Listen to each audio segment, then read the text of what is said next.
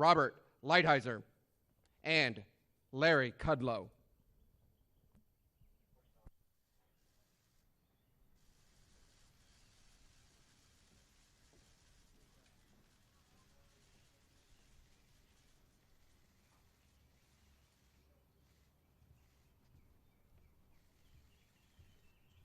Thank you very much.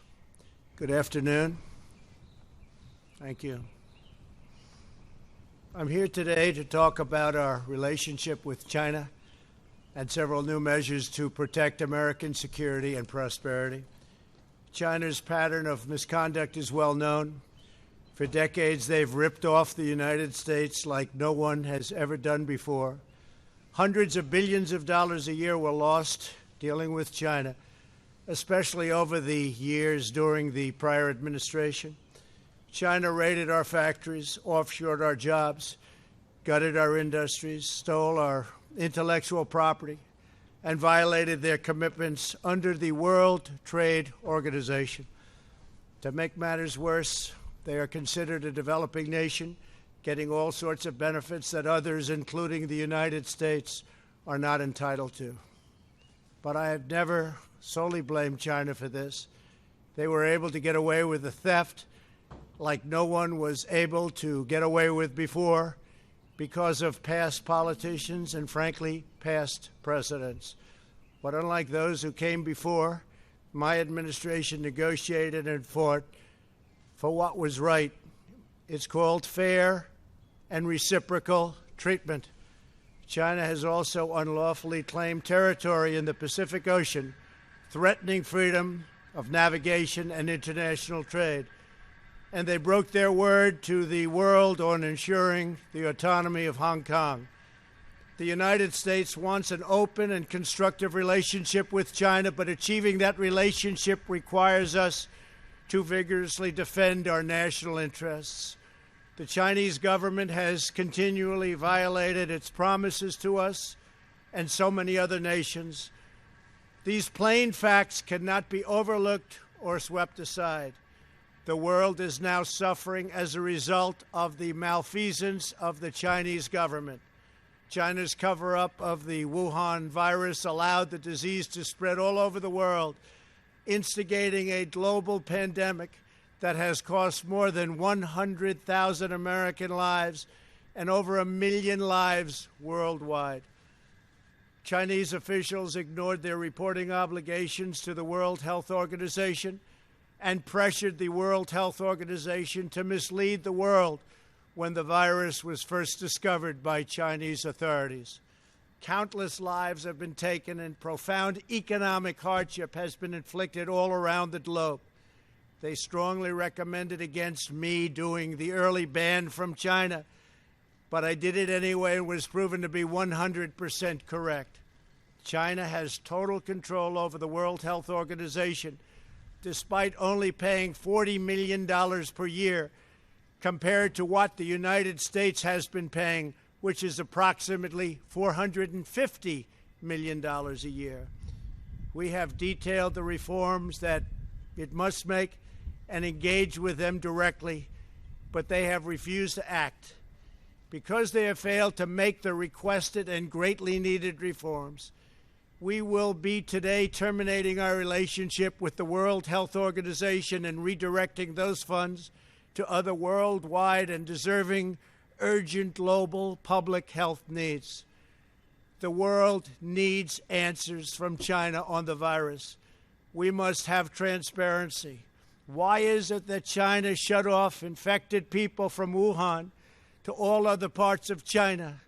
It went nowhere else. It didn't go to Beijing. It went nowhere else. But they allowed them to freely travel throughout the world, including Europe and the United States. The death and destruction caused by this is incalculable.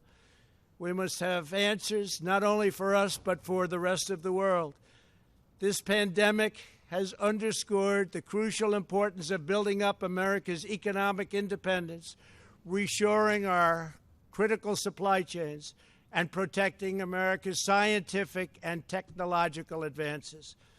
For years, the government of China has conducted illicit espionage to steal our industrial secrets, of which there are many.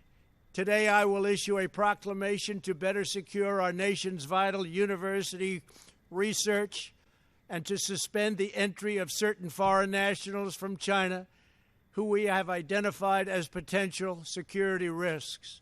I am also taking action to protect the integrity of America's financial system, by far the best in the world. I am instructing my Presidential Working Group on Financial Markets to study the differing practices of Chinese companies listed on the U.S. financial markets with the goal of protecting American investors. Investment firms should not be subjecting their clients to the hidden and undue risks associated with financing Chinese companies that do not play by the same rules. Americans are entitled to fairness and transparency. Several of the most significant actions we're taking pertain to deeply troubling situations unfolding in Hong Kong. This week, China unilaterally imposed control over Hong Kong's security. This was a plain violation of Beijing's treaty obligations with the United Kingdom in the Declaration of 1984 and explicit provisions of Hong Kong's basic law. It has 27 years to go. The Chinese government's move against Hong Kong is the latest in a series of measures that are diminishing the city's long-standing and very proud status. This is a tragedy for the people of Hong Kong, the people of China, and indeed the people of the world. China claims it is protecting national security. But the truth is that Hong Kong was secure and prosperous as a free society. Beijing's decision reverses all of that. It extends the reach of China's invasive state security apparatus into what was formerly a bastion of liberty. China's latest incursion, along with other recent developments that degraded the territory's freedoms, makes clear that Hong Kong is no longer sufficiently autonomous to warrant the special treatment that we have afforded the territory since the handover. China has replaced its promised formula of one country, two systems with one country, one system. Therefore, I am directing my administration to begin the process of eliminating policy exemptions that give Hong Kong different and special treatment. My announcement today will affect the full range of agreements we have with Hong Kong, from our extradition treaty to our export controls on dual-use technologies and more, with few exceptions. We will be revising the State Department's travel advisory for Hong Kong to reflect the increased danger of surveillance and punishment by the Chinese state security apparatus. We will take action to revoke Hong Kong's preferential treatment as a separate customs and travel territory from the rest of China. The United States will also take necessary steps to sanction PRC and Hong Kong officials directly or indirectly involved in eroding Hong Kong's autonomy and just, if you take a look, absolutely smothering Hong Kong's freedom. Our actions will be strong. Our actions will be meaningful.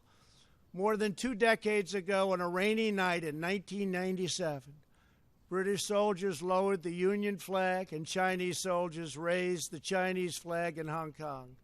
The people of Hong Kong felt simultaneously proud of their Chinese heritage and their unique Hong Kong identity. The people of Hong Kong hoped that in the years and decades to come, China would increasingly come to resemble its most radiant and dynamic city.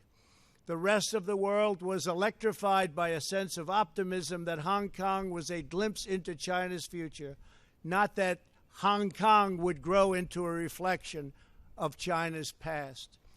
In every decision, I will continue to proudly defend and protect the workers, families, and citizens of the United States of America.